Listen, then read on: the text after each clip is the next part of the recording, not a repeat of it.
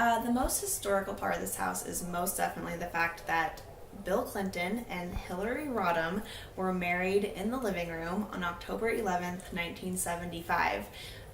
Bill had bought this house in June of 1975 as a proposal gift for Hillary.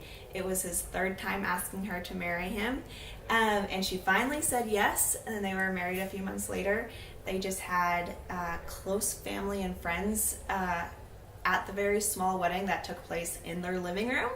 Hillary wore a dress that she had bought the night before for $53.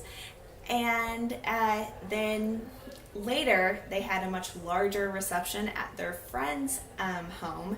Anne Henry, who has lived in this area and been a part of Fayetteville for many, many years.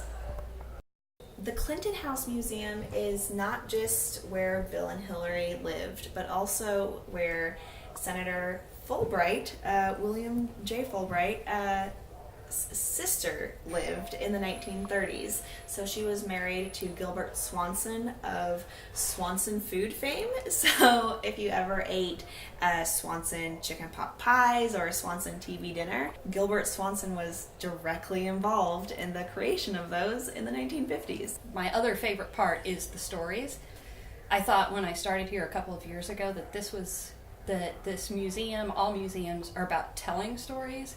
And I didn't anticipate how many people want to bring their stories to us, that we're also kind of a repository. I think it's realizing on an almost daily basis that in spite of whatever happens in our country in any given historical period, that our basic ideals and principles are intact. These two people who didn't have any money, who just believed in public service, just did it. And they started with nothing, and it was about trying to do the right thing, and when we're civically engaged, we can do anything.